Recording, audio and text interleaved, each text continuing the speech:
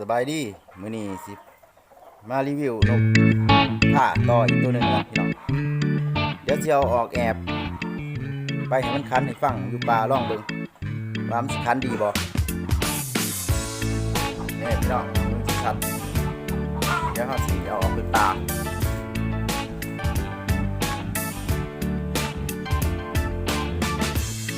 ไปกันเลยพี่น้องมาเนี่ยเดี๋ยวสิเอาไปแค้นเบิ่งเนาะ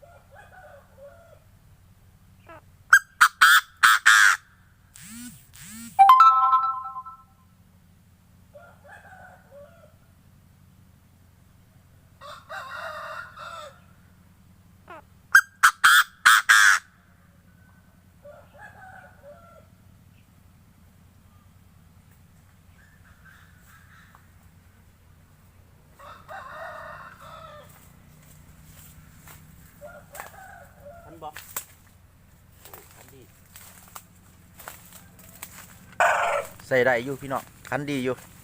ก็ใส่อยู่นกไม้ตัวนี้นกท่าไม้พี่น้องเพราะท่านคันอยู่นี่แล้วสิตายเบิ่ง